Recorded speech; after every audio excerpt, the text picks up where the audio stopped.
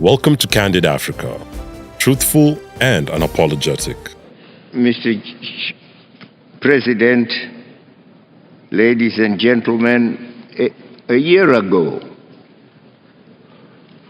we saw a barbaric and brutal death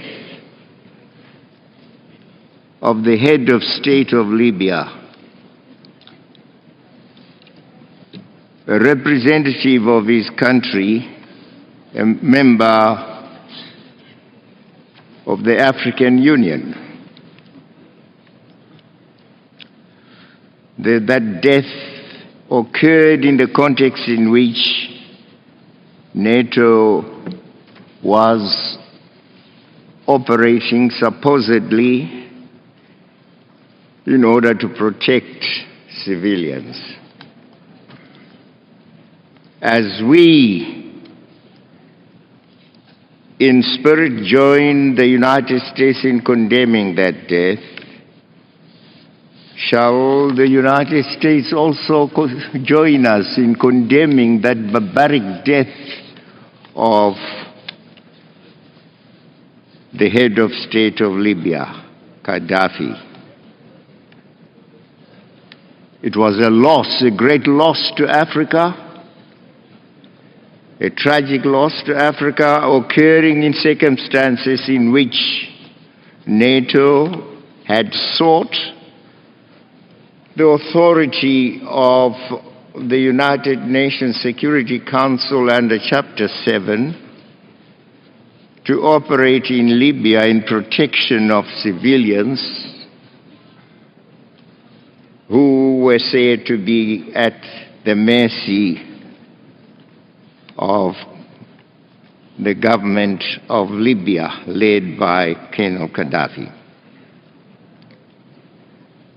The mission was strictly to protect civilians, but it turned out that there was a hunt, a brutal hunt of Gaddafi and his family. And Gaddafi and his family were sought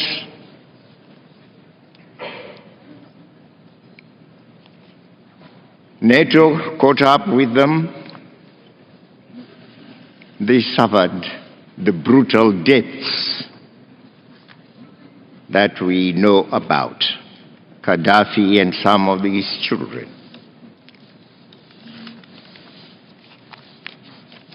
And as the United States spoke, I'm sure they were aware also that they were a NATO power, that they, alongside other NATO powers, had the authority under Chapter 7 to operate in protection in Libya, in protection of civilians. But did it turn out to be that? In a very dishonest manner, we saw Chapter 7, the authority given under Chapter 7, being used now as a weapon to rout a whole family, to commit the murders that occurred in the country. Bombs were thrown about in a callous manner, and quite a good many civilians died. Was that the protection that they had sought under Chapter 7 of the Charter? So, the death of Gaddafi must be seen as in the same tragic manner as the death of Chris Stevens. We condemn both of them.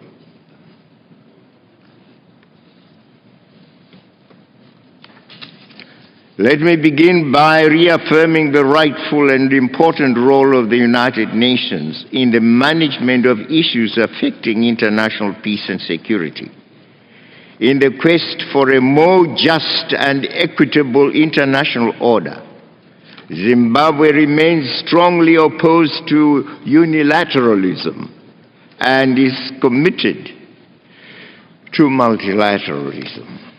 We therefore would like to see a United Nations that continues to be a guarantor of world peace and security and a bulwark in the fight for justice and equality among nations. It behoves us all, therefore, to take the necessary steps to ensure that the United Nations is not marginalized on international issues. Equally important, the United Nations must in future never allow itself to be abused as it was in the case I've referred to, where NATO sought under Chapter 7 authority to protect civilians, and nay, it did not turn to be that. Nations must in future never allow itself to be abused. The United Nations Security Council must never in future allow itself to be abused by any member state or group of states that seeks to achieve parochial partisan goals. The Charter of the United Nations clearly stipulates that it is as an international body that should work for the good of all the peoples of the world, big and small. Mr. President, we recognize that there are existing and emerging threats and challenges that continue to frustrate our individual and collective efforts to attain greater economic development and social progress, as well as peace and security. But the increasing trend by the NATO states, inspired by the arrogant belief that they are the most powerful among us, which has demonstrated itself through their recent resort to unilateralism and military hegemony in Libya, is the very antithesis of the basic principles of the United Nations. In that case of Libya, the African Union and its peacemaking role was defied, ignored, and humiliated. The African Union was for dialogue between the Libyan Authority and the so-called revolutionaries. May we urge the international community to collectively nip this dangerous and unwelcome aggressive development before it festers. Did you like or hate what you heard? Let us know in the comments below, and if you want more candid speeches like this, be sure to like, subscribe, and hit the notification bell to catch all our latest videos. And please feel free to leave your suggestions, news tips, or topics about Africa you'd like us to cover.